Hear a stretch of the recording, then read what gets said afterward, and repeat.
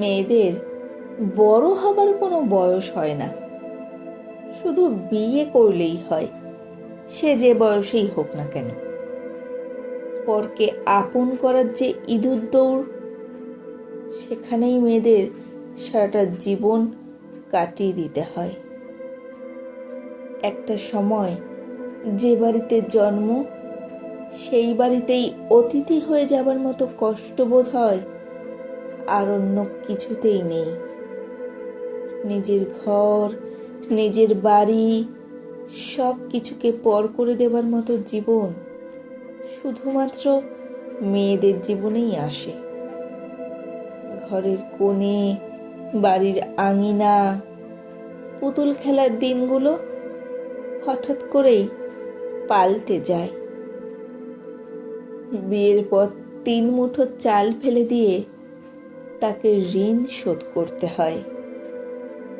আচ্ছা, এটা কি কখনো সম্ভব?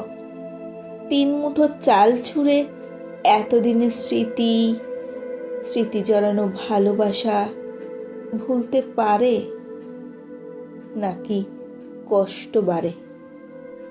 এক বুক কষ্ট নিয়ে কাটে মেয়েদের জীবন। বিয়ের পর বাড়ি আসলেই মেয়েদের শুনতে হয়, কবে এসেছো? এবার কদিন থাকবে? কবে যাবে?